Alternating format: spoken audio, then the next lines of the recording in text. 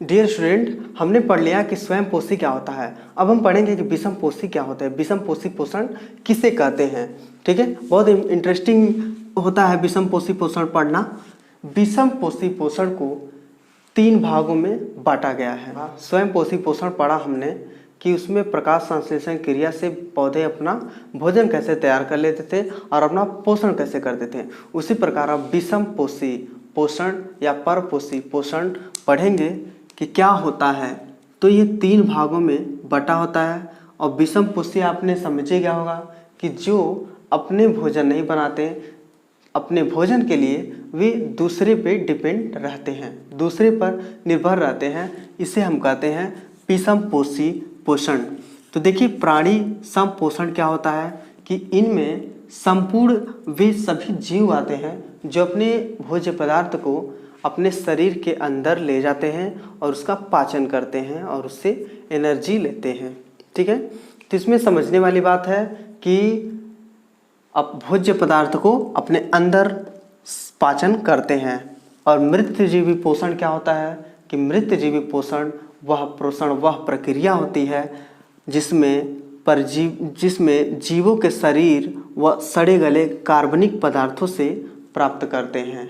ये उदाहरण के तौर पे फफूंदी कवक जो हैं वे क्या करते हैं, या तो सड़ा गला कुछ भी हो सकता है, कार्बनिक पदार्थ हो सकता है, ठीक है, उससे ये भोजन करते हैं, भोजन प्राप्त करते हैं। तो ये जो पोषण की क्रम होता है वह होता है मृतजीवी पोषण। फफूंदी और कवक उदाहरण है। परजीवी समझिए कि परजीवी जो अन्य जीवों पर निर्भर रहते हैं और बिना नुकसान पहुंचाए उनके शरीर के बाहरी हिस्से या आंतरिक हिस्से को प्रभावित करते हैं और उससे ही अपना भोजन बनाते हैं और भोजन करते हैं। उदाहरण के तौर पे अमरबेल, जू फीता कृमि। अब थोड़ा सा हम नज़र डालते हैं इनके उदाहरण पे, अमीबा और मानव। तो अमीबा और मानव को आप समझ रहे होंगे कि मानव भोजन कैसे करता है, वैसे ही अमीबा भोजन करता है। मानव क्या करता है कि खाना अपना मुंह में डालता है और उसके बाद यहीं से पाचन क्रिया शुरू हो जाती है।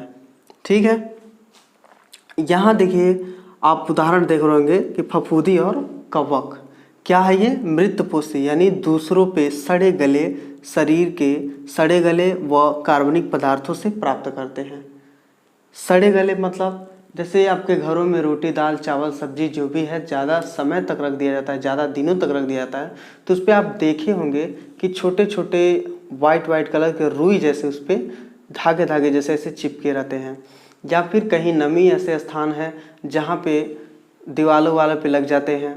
ठीक है, तो ये होते हैं फफूंदी और कवक। अपने पाव रोटी पे देखा होगा, ब्रेड केक्स में देखे होंगे कि ज़्यादा दिन अगर रख दिया जाता है तो उस पर ये जम जाते हैं और बन जाते हैं।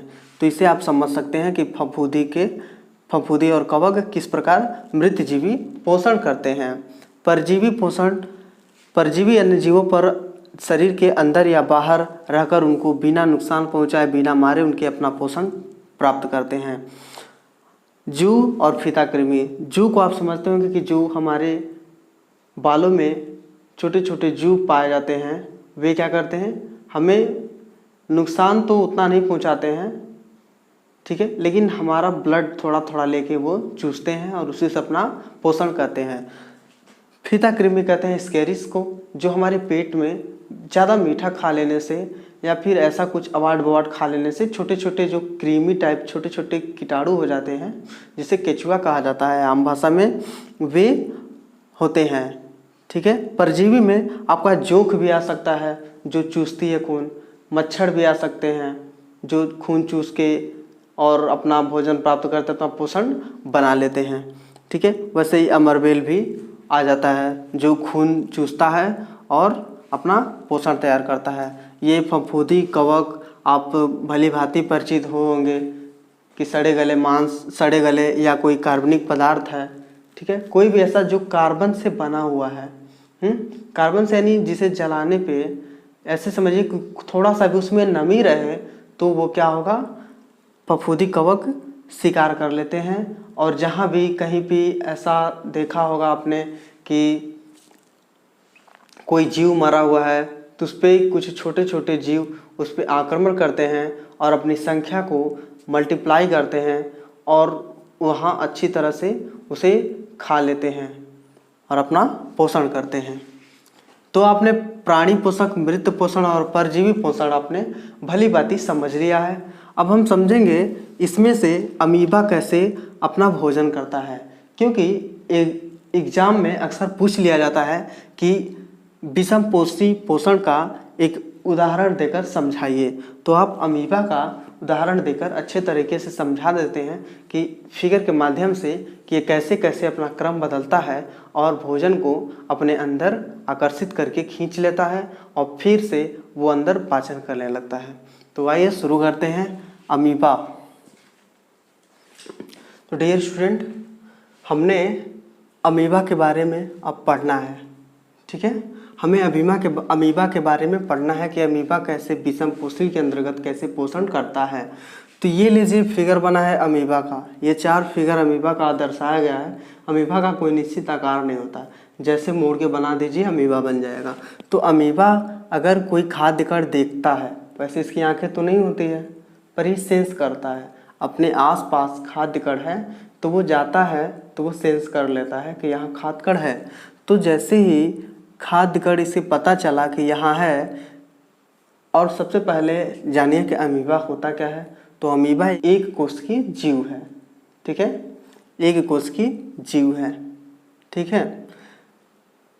एक केंद्रक होते हैं इसमें और एक कोश की जीव है। अब जैसे ही यह खाद्य कण देखता है तो ये इसके पास जाता है और फिर एक पदार्थ और कूट पाद बना लेता है, ऐसे जैसे फिगर में दिख रहा है। यानी उस कण के पास जाकर ऐसे था और ये ऐसे मोड़ के ऐसे पदार्थ बना लेता है और उसके अंदर कण को बैठा लेता है। और उसके बाद ये पदार्थ क्या करते हैं, कूटपाद आपस में जुड़ जाते हैं। जैसे जुड़ जाता है वैसे ही उसमें बन जाता है, एक रिक्त स्थान बन जाता है जिसे कहते हैं खाद्य रिक्तिका।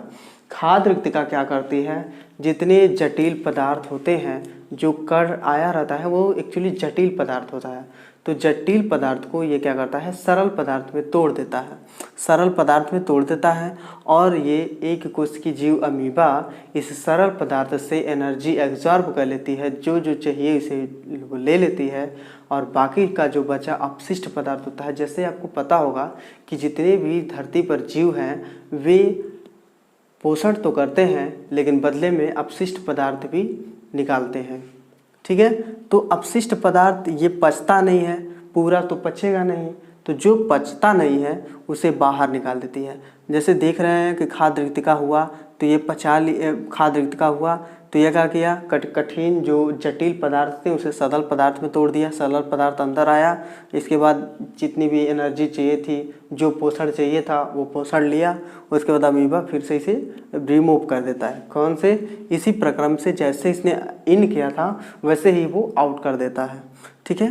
तो आप समझेंगे कि देखिए यहाँ केंद्रक है अमीबा का, ये खाद्यकण था पहले कंडीशन में, ये देखा, दूसरे सेंस किया, दूसरे कंडीशन में इसे पदार्थ बनाया और उसके अंदर कर लिया। उसके बाद तीसरा चीज़ होता है खाद्य कण अंदर गया और ये खाद्य रिक्तिका बना लिया, जटिल को सरल में तोड़ दिया और उसके बाद इसने अपना पोषण किया, उसके बाद बाहर रिमूव कर देगा, ठीक है। अब इसके अंदर देखिए ये लिक्विड टाइप में अंदर रहता है और इसके बाहर थोड़ा सा पतला आवरण, बहुत ही कमज़ोर टाइप में आवरण रहता है, ठीक है। तो ये अमीबा की संरचना भी आप समझ लीजिए। डियर स्टूडेंट, आपके स्क्रीन पर आ रहा होगा कि इसके प्रक्रम कैसे काम करते हैं। देखिए पहला कंडीशन में क्या करता है कि भोजन को अपने पदार्थ की सहायता से घेर लेता है। आपने देखा कि कैसे घेर लिया। उसके बाद खाद्य रिक्तिका बनाता है। अब खाद्य रिक्तिका में जटिल पदार्थ का विघटन सरल पदार्थों में किया जाता है। अब देख लीजिए फिगर ये बना हुआ है और बचा हुआ अपच कोशिका की सतह की ओर गति करता है। ये पदार्थ शरीर से बाहर निष्कासित कर दिया जाता है, ठीक है। तो ऐसे आप समझ चुके हैं कि अमीबा किस प्रकार से पोषण करता है, अमीबा में पोषण कैसे होती है, समझ लीजिए। इसी तरह से आज ये लेक्चर यहीं पे समाप्त करते हैं। अगले हम वीडियो में पढ़ेंगे, इंटरेस्टिंग है, मोस्ट इम्पोर्टेंटिंग जैव प्रक्रम का है कि मानव अपने शरीर से कैसे पोषण करता है। ठीक है, एक एक अंग के बारे में हम लोग समझेंगे डायग्राम के माध्यम से कि कैसे ये पोषण करता है, मुंह में जय कैसे जाता है, कैसे पाचन करता है, कौन कौन सी ऐसी ग्रंथ होती है जो इस पाचन क्रिया में सहायता करती है। ठीक है, उत्सर्जन कैसे करता है, सांस कैसे लेता है, ब्लड सर्कुलेशन कैसे शरीर में होता है, इन सभी के बारे में हम विस्तृत अध्ययन करेंगे अगले लेक्चर में। उसके लिए हमारे और आपके बीच में कनेक्शन बना रहे, ये काम करता है सब्सक्राइब बटन। सब्सक्राइब बटन को आपने अगर देख लीजिए, अगर दबाया नहीं है तो दबा दीजिए और इस परिवार को ज़्यादा से ज़्यादा बड़ा कीजिए ताकि अध्ययन ज़्यादा से ज़्यादा लोगों को मिल चुके, ज़्यादा से ज़्यादा लोग अध्ययन कर चुके इस चैनल से। तो सब्सक्राइब बटन दबाएंगे तो जितनी भी हमारी वीडियो है आपको अपडेट होती रहेगी, नोटिफिकेशन आपको मिलता रहेगा। ये बेल आइकन दबाएंगे तो जितनी भी वीडियो हमारी बनेगी वो आपको सबसे पहले अपडेट हो जाएगी। तो बेल आइकन दबा दीजिए, सब्सक्राइब दबा दीजिए और वीडियो पसंद आया हो तो लाइक कर दीजिएगा और शेयर कर दीजिएगा अपने दोस्तों को जो आपके रिलेशन में हैं, आपके परिवार में हैं, या फिर ऐसे आपके दोस्त हैं जो आप उन्हें जानते हैं, पहचानते हैं, तो आप उन्हें शेयर कीजिए।